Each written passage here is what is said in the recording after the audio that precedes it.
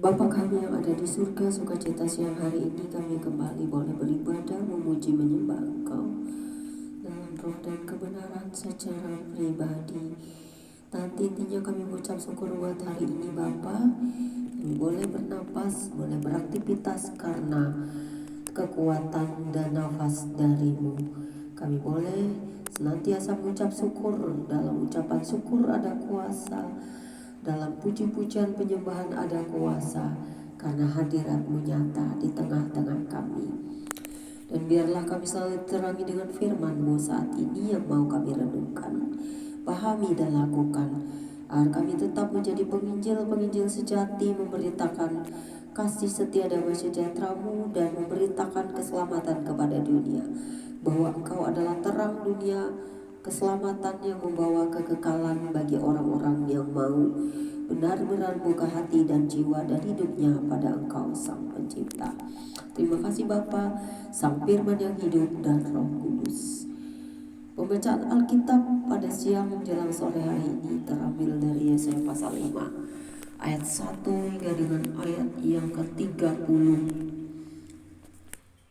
Yesaya pasal 5 ayat 1 hingga dengan ayat yang ke-7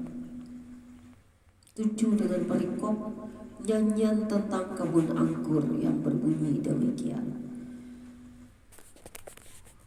Aku hendak menyanyikan nyanyian tentang kekasihku, nyanyian kekasihku tentang kebun anggurnya. Kekasihku itu mempunyai kebun anggur di lereng bukit yang subur.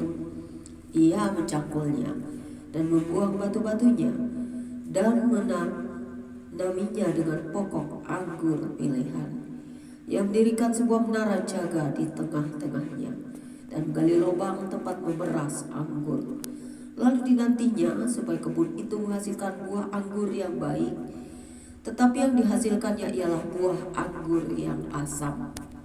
Maka sekarang hai penduduk Yerusalem dan orang Yehuda, adililah antara aku dan kebun anggurku itu.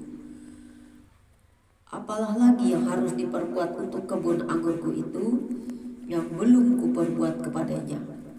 Aku menanti supaya dihasilkannya buah anggur yang baik. Mengapa yang dihasilkannya hanya buah anggur yang asam? Maka sekarang aku mau memberitahukan kepadamu apa yang hendak kulakukan kepada kebun anggurku itu. Aku akan menebang pagar durinya sehingga kebun itu dimakan habis, dan melanda temboknya sehingga kebun itu diinjak-injak. Aku akan membuatnya ditumbuhi semak-semak, tidak dirantingi dan tidak disiangi, sehingga tumbuh putri malu dan rumput. Aku akan memerintahkan awan-awan supaya jangan diturunkannya hujan ke atasnya. Sebab kebun anggur Tuhan semesta alam ialah kaum Israel, dan orang Yehuda ialah tanaman-tanaman kegemarannya. Dinamainya keadilan, tetapi hanya ada kelaliman. Dinantikannya kebenaran, tetapi hanya ada keonaran. Kemudian Yesaya pasal 5 ayat 8 hingga dengan ayat yang ke 24 dengan perikop baru, peringatan tentang pelbagai keburukan yang berbunyi demikian. Celakalah mereka yang menyerobot rumah demi rumah dan mencekau ladang demi ladang, sehingga tidak ada lagi tempat bagi orang lain dan hanya kamu sendiri yang tinggal di dalam negeri. Di telingaku terdengar firman Tuhan semesta alam. Sesungguhnya banyak rumah akan menjadi sunyi sepi, rumah-rumah yang besar dan yang baik tidak akan ada penghuninya. Sebab kebun anggur yang luasnya 10 hari membajak akan menghasilkan hanya 1 bat anggur, dan 1 homer benih akan menghasilkan hanya 1 eva gandum. Celakalah mereka yang bangun pagi-pagi dan terus mencari minuman keras dan duduk-duduk sampai malam hari, sedang badannya dihangatkan anggur. Kecapi dan gambus, rebana dan suling serta anggur terdapat dalam perjamuan-perjamuan mereka, tetapi perbuatan Tuhan tidak dipandangnya, dan pekerjaan Tuhan tidak dilihatnya. Sebab itu umatku harus pergi ke dalam pembuangan, oleh sebab mereka tidak mengerti apa-apa. Orang-orang yang mulia akan mati kelaparan, dan khalayak ramai akan menderita kehausan. Sebab itu dunia orang mati akan membuka kerongkongannya lapang-lapang, dan akan mengangkat mulutnya lebar-lebar dengan tiada terhingga, sehingga lenyap ke dalamnya segala kesemarakan dan keramaian Yerusalem, segala kegaduhannya dan orang-orang yang bersukaria di kota itu. Maka manusia akan ditundukkan dan orang akan direndahkan, ya orang-orang sombong akan direndahkan. Tetapi Tuhan semesta alam akan ternyata maha tinggi dalam keadilannya, dan Allah yang maha kudus akan menyatakan kekudusannya dalam kebenarannya. Maka domba-domba akan makan rumput di situ seperti di padangnya sendiri, dan kambing-kambing akan mencari makan dalam reruntuhan gedung-gedung orang kaya. Celakalah mereka yang memancing kesalahan dengan tali kedustaan, dan dosa seperti dengan tali gerobak. Ia berkata, baiklah Allah lekas-lekas dan cepat-cepat melakukan tindakannya, supaya kita lihat, dan baiklah keputusan yang maha kudus Allah Israel datang mendekat supaya kita tahu.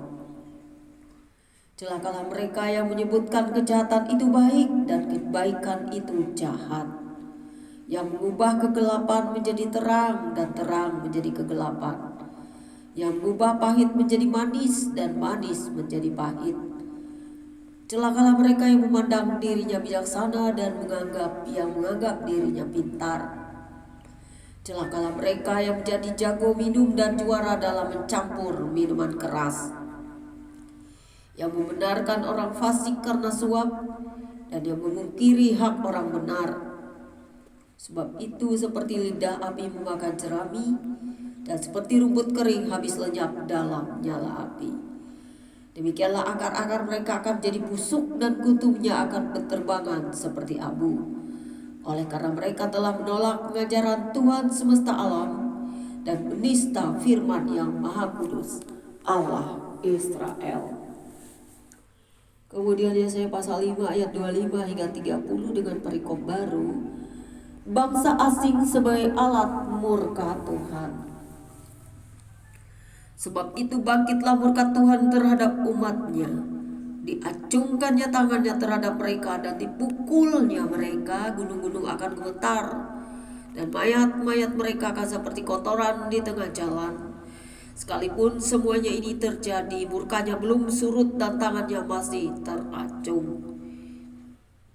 Ia akan melambaikan panji-panji kepada bangsa yang dari jauh, dan akan bersuit memanggil mereka dari ujung bumi. Sesungguhnya mereka akan datang dengan segera, dengan cepat. Tiada yang lelah dan tiada yang tersandung di antaranya. Mereka tidak terlelap dan tidak tertidur, tidak terlepas ikat pinggangnya dan tali kasutnya tidak terputus.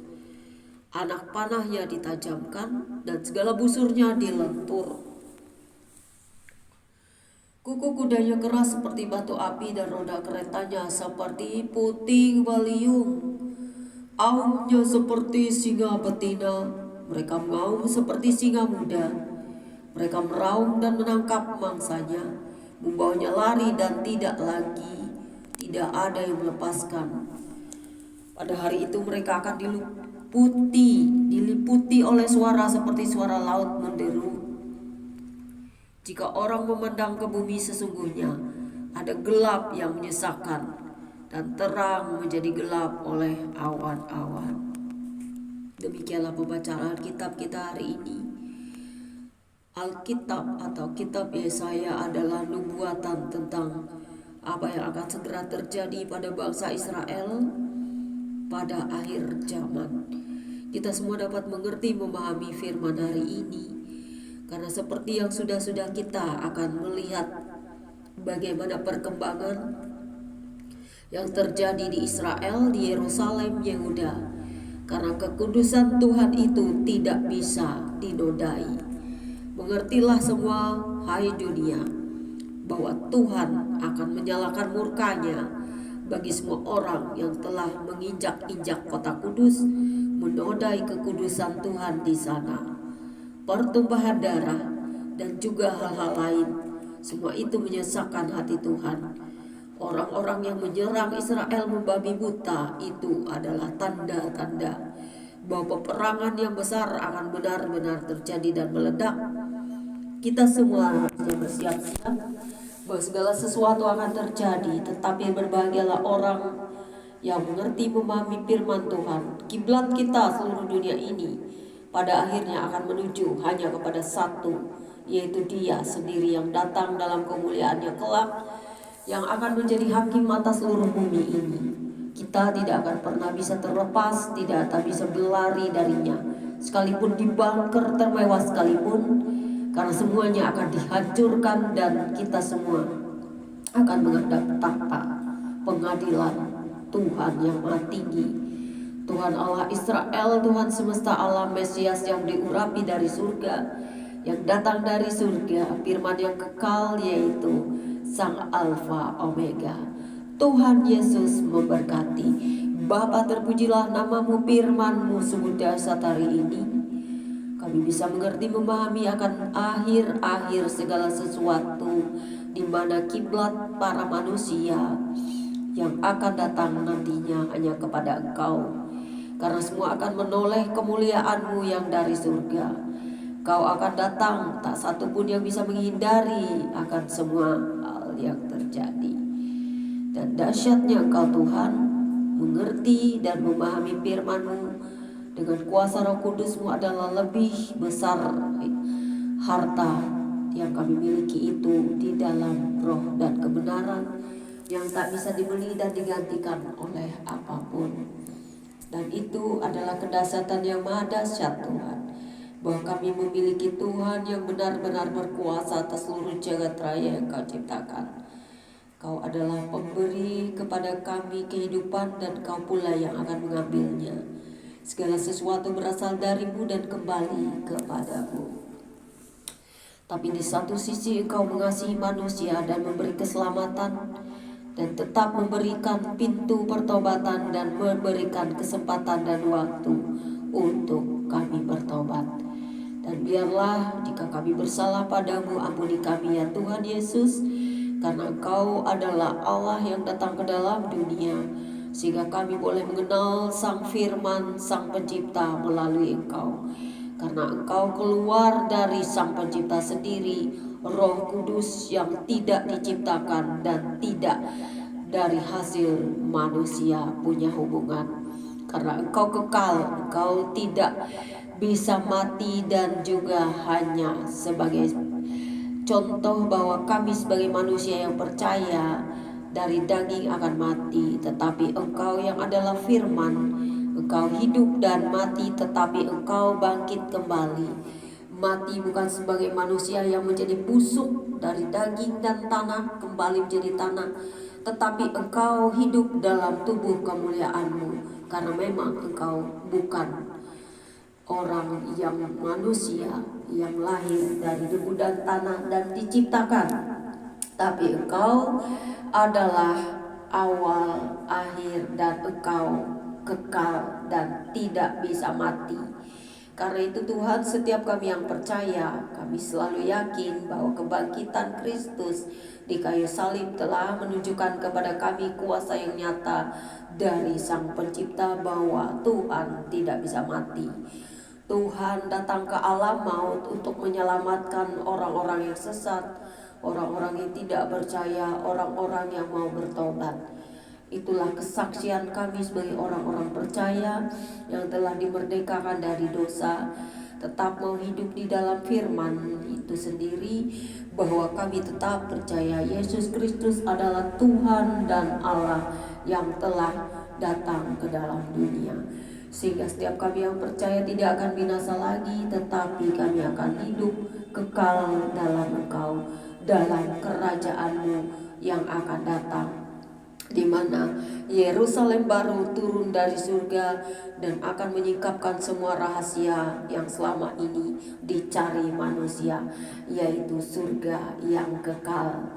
Terima kasih Bapa, dalam nama Tuhan Yesus, dan biarlah Roh Kudus selalu membukakan pintu pertobatan dan juga kami diterangi, supaya kami memahami, mengerti, dan dibuka pikiran, otak, hati, dan jiwa kami untuk tidak menutup semua akses tentang Engkau, agar kami bisa memahami semua firman-Mu dulu, sekarang, sampai selamanya. Engkau tidak berubah, Engkau kekal, Engkau adalah firman yang kudus. Dan terima kasih Bapa, kuat kuasa-Mu terus menyertai kami dan memberkati kami dan seluruh dunia ini. Pada akhirnya semuanya akan melihat kedatangan-Mu, kemuliaan-Mu, dan juga mereka semua akan diubahkan dalam sekejap, karena Engkau berkata bahwa curahan Roh Kudus-Mu akan terjadi di seluruh dunia, dan Engkau akan datang dan akan membawa kami semua ke dalam kerajaan-Mu. Terima kasih Tuhan Yesus. Kuatkan kami untuk tetap bertahan, tetap kuat, tetap menjalani kehidupan ini sampai Maranatha. Biarlah kami selalu setia, percaya, sekalipun kami tahu di dunia ini banyak orang-orang yang masih dalam kegelapan. Kami berdoa bagi seluruh dunia ini untuk pertobatan, untuk kasih sayang-Mu, untuk cinta kasih-Mu, untuk tidak menolak keselamatan kekal itu. Agar kami semua bisa masuk kekal ke dalam kerajaan-Mu. Dan kami tetap berdoa untuk orang-orang yang membenci kami, sekalipun itu saudara kandung sedarah kami sekalipun, para pembenci, para penghujat, mereka semua ada dalam penghakiman-Mu. Dan kami tidak berhak untuk mengadili satu persatu, tetapi kami akan terus menegur yang salah jika telah bersalah dan masih hidup dalam dosa, supaya kami semuanya layak menerima anugerah keselamatan dan mahkota kehidupan bersama Engkau kelak. Biarlah dunia bersiap-siap, tetap siaga, karena peperangan yang terjadi tidak akan pernah berhenti kecuali Tuhan sendiri yang datang mendamaikan seluruh dunia ini. Karena kekerasan hati dan juga kejahatan manusia semakin merajalela, hanya Engkau lah hakim yang adil yang akan hukum seluruh bumi ini dari ujung satu ke ujung lainnya. Karena Engkau tidak pernah tidak adil, Engkau adalah hakim yang adil. Amin. Demikianlah pembacaan Alkitab kita hari ini.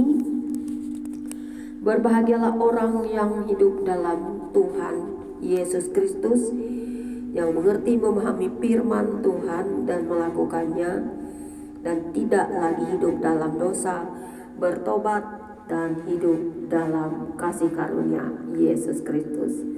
Tuhan Yesus mengasihi saudara dan saya. Tetaplah setia mengandalkan Dia dan tetap percaya. Sekalipun saat ini kita melihat banyak sekali hal-hal yang mengerikan, mengejutkan, dan semuanya keluar. Apa yang telah dinubuatkan di Alkitab terjadi. Mulai dari banyak kekejaman, kekerasan, peperangan, bencana alam, dan juga teknologi yang super canggih, sehingga banyak para penghujat antikristus semuanya keluar. Demikianlah pembacaan Alkitab kita, semoga dimengerti. Tuhan Yesus mengasihi Anda.